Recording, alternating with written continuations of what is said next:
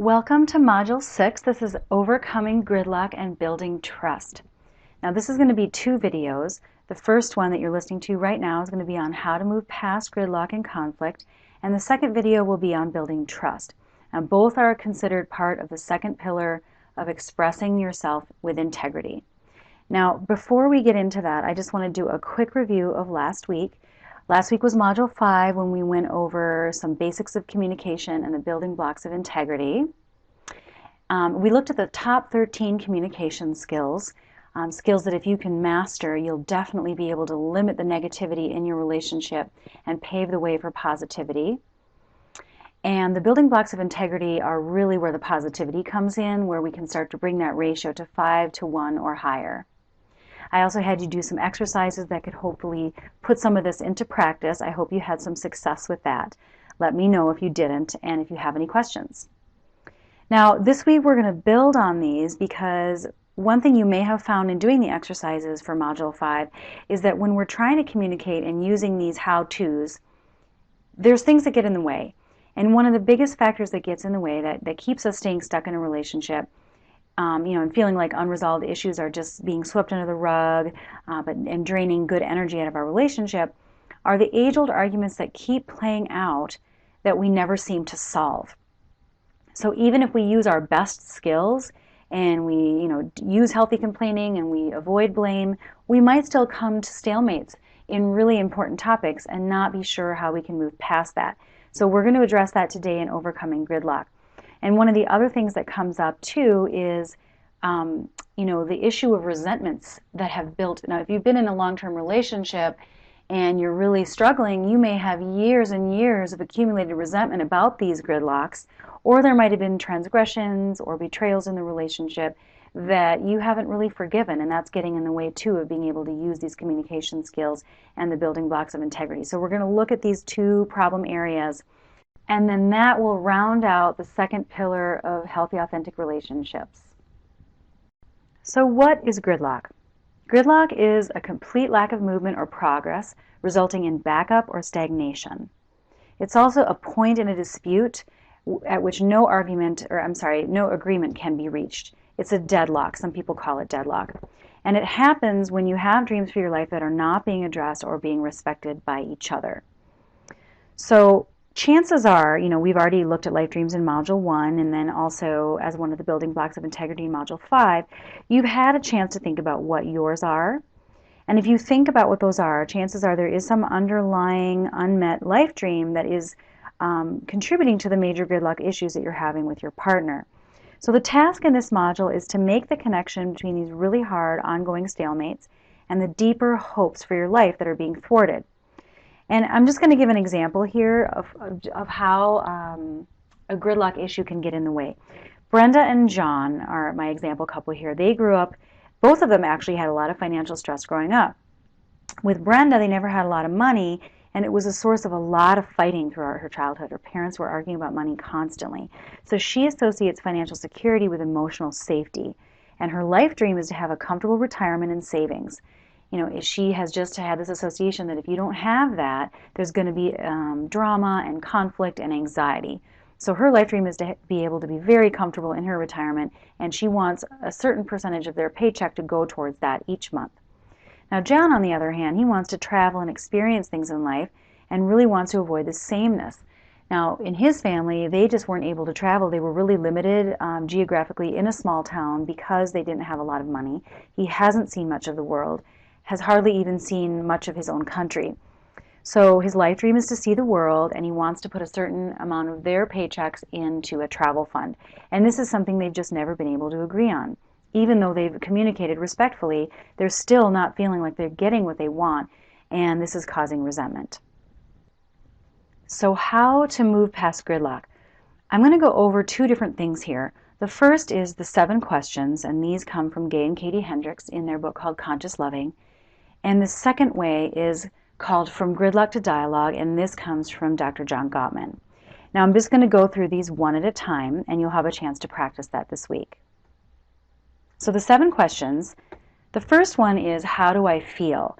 Now, This is where you're just going to be focusing on your feelings and not the concepts or thoughts. You're not going to be trying to position your argument or make sense about why the way you're looking at it is the right way. It's just about your feeling about this conflict, sticking with emotion words, much like you do in an I statement.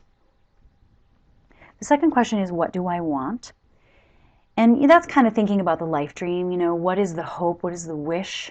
And it could even just be something as simple as, I really want us to find common ground, or I really want you to see my point of view or why it's valid, or I really want you to come around and come to my side. It could be anything. Whatever it is that you want, whether you think it's right or not, whether you think you should want it, is not the issue. The issue is really, what do you want? What do you hope for?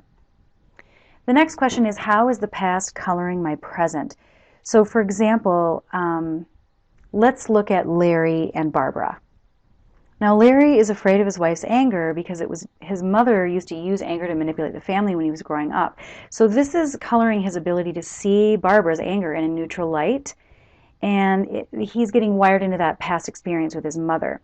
So in the same way that a child would want to stop the anger because it feels overwhelming, Larry's going to want to stop Barbara from expressing her anger. So this would be, using question number 3 in Larry's case, it would be an opportunity for him to be able to say, I think because of my history with my mom, it's really hard for me to hear your anger, and that's why I'm having the reaction that I'm having right now. Question number 4 is, what am I getting out of staying stuck? Now, everything has a payoff. It's just not always very obvious. We don't see it all the time. But the payoff could really be simply familiarity. It could be a confirmation of our beliefs, or it could be that our partner is wrong and we are right because this benefits our ego, so the payoff is our ego gets strengthened. If you really dig deep and really think about what the benefit is that you're getting, it will allow you to move past some of the gridlock. And I want to just address, some of these questions may feel a little bit like off the topic. If you're talking about a money issue, if you're going back to, for example, Brenda and John and how they're going to solve their financial affairs and where they're going to allot their money, this may seem like you're sidetracked a little bit. But the whole point of this really is that when you shift gears a little bit and go deeper underneath the surface and talk about your feelings and how the past is playing into it, it allows you to see solutions you might not have seen before. It shifts your paradigm. It allows you to have more empathy for your partner's point of view. And it creates such a deep sense of connection. You feel like you're on the same team, and you're able to solve problems from the usness place. And I should add, you don't need to go through all of these 7 questions. You can just pick and choose the ones you feel like are the most relevant.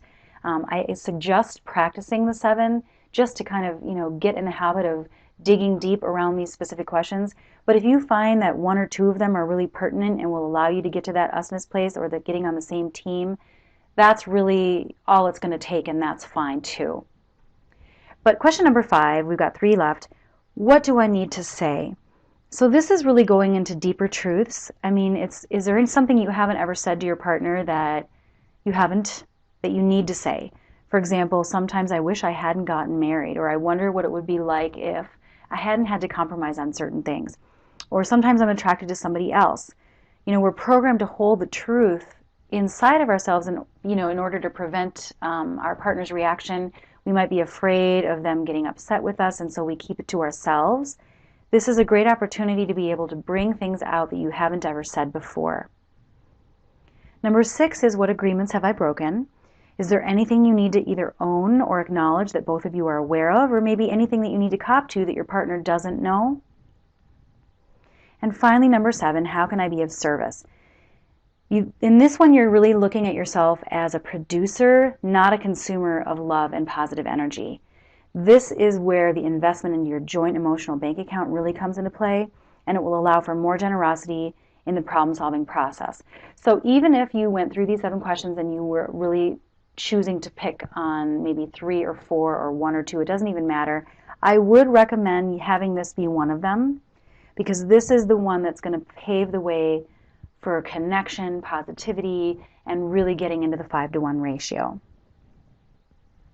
Again, these questions may seem like a change of subject, but they do allow you to come back to the issue at hand from a different place altogether. Now, another way to move past gridlock is John Gottman's formula called From Gridlock to Dialogue. And I'm going to go through this one by one here. What you do first is you pick a gridlocked issue, okay, together. Pick one that you want to talk about. You may have more than one, and you may not want to talk about one. It has to be something that you both agree on. Then separately write down an explanation of your position. Write down how you feel, and you're going to do this separate from each other. Just take a moment to write down how you feel and what you want and need. Think about how you want to bring it up in such a way where you're not blaming or criticizing your partner. You're really just talking about your position and sharing. You're going to want to include the hidden dreams beneath your position.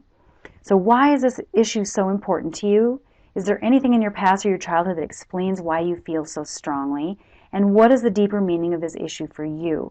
So this is very similar to the 7 questions in a sense, because you're looking at, what is it that you really want underneath it? That's going to be part of either process. Also, then you're going to dialogue with one another. So once you've written it all down, you're going to come together and you're going to each talk for 15 minutes about what you've written. When it's your turn to talk, don't try to solve the problem and don't even talk about the conflict if possible. Just talk about your feelings and your dreams behind the conflict. Help your partner understand why this issue is so meaningful to you and what it symbolizes. Be clear and honest. Make sure you're talking softly and gently. No insults or name calling, of course. Then when it's your turn, don't judge, just listen, okay? Don't think about how to refute your spouse's position. Don't think about what you're going to say next. Just listen like a friend listens. If your partner is telling you one of his or her dreams, just listen and help them explore it more deeply. Also, then express understanding and support of your partner's dreams. So once you've each had a chance to share, even if you don't agree with their life dream or what it is that they want, or even if you don't even think they can have it, it can't even be realized, the important thing here is to support each other and just honor one another's dreams. Then you're going to want to ask, is there something that you can do to deal with it more effectively? How can you both change your behavior to improve the situation? How can you be flexible? How can you show support for your partner's dream, even if it's different from your own? And if possible, come up with a compromise that you can try out and modify as needed. So I'm going to give an example here of what this could look like. Cindy and Tom are having ongoing arguments about the household, and this is something they have not been able to resolve. She wants an immaculate house, and Tom just wants her to relax and enjoy the clutter. So they hold conflicting dreams about their home environment. So for her, it's order and security. For Tom, it's the freedom to be himself at home. They're both valid. And as they discuss their dreams, there's non-negotiable areas that are coming up. So she's unwilling to tolerate dirty dishes or a messy bathroom. And he cannot tolerate having to clean up his papers right after completing some work at home. So as they discussed it and they've shared their position, they realized that there were some things that they just weren't willing to give on. After that, they were able to identify areas of flexibility. So she said, Cindy said, I'm willing to tolerate clutter as long as it isn't dirty. And Tom is willing to help clean the bathrooms and kitchen as long as he isn't nagged about his clutter. So he's willing to help cleaning, but he wants to have a few things lying around like his newspapers. So ultimately, they strike a compromise to try out. It's a time-limited period. They decided they were going to try this out for 1 month. And what they decided was they both agreed to take responsibility for keeping the kitchen and bathrooms clean. And Cindy agrees to leave him alone about his clutter, except once a week. Once a week, she gets to bring it up. And if he doesn't clean it up within that week, she gets to pile up his stuff and set it aside in his home office. So that's an example of an agreement that they came up with based on their individual hopes, their life dreams, what their areas of flexibility were, and what they were willing to give, how they could serve each other better. Now, in proposing solutions in gridlock, sometimes compromise may not work like it did for Cindy and Tom. In traditional compromise, it means that both people are giving a little bit of what they want. So, for example, Cindy was willing to give up some of her neatness and Tom was willing to give up some of his clutter. But sometimes compromise means that neither of you gets what you really want.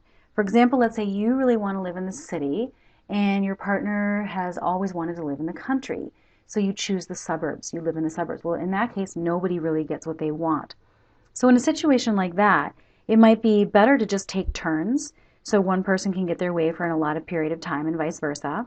Or you could decide after doing the whole dialogue that there's a person that it's more important for and then they get to decide. For example, let's just say you're getting your first car with your partner and you really want a blue car and your partner really wants to have a black car. And in fact, he's wanted a black car for as long as he can remember, but you really don't like black cars. What do? Well, after going through the 7 questions or the moving from gridlock to dialogue conversations, you're going to find out what having a black car means to your partner. And you find out that he's always loved black cars. In fact, he admits that he's dreamed of owning a black sports car since he was a kid, and getting that car would mean a lot to him. You think about why you want a blue car, and you realize it's simply because you've always loved blue, but you don't care that much about cars. You don't feel as strongly about it as he does. So even though you don't like black cars, you don't dislike it enough to take away something that means so much to him. You love him, you want him to have his life dreams, and so you let him have the car of his dreams. And in this way, nobody's compromising. You're actually making a loving choice that brings happiness to both of you, because he gets what he wants, and then his joy makes you feel fulfilled. And in the end, you haven't compromised, but everybody has won. So this is why getting beneath the conflict and doing what feels a little bit like you're changing the subject or shifting gears is really going to allow you to move beyond gridlock and get to a place of deeper understanding and connection, work together as a same team. So for this week, think of something that's really important to you that you and your partner have just not been able to agree on, and try to follow these steps. Check out the assignments video and do some of the exercises and see how far you can get with this. And with that, we are now going to move on to Module 6, Video 2 on clearing resentments and forgiveness.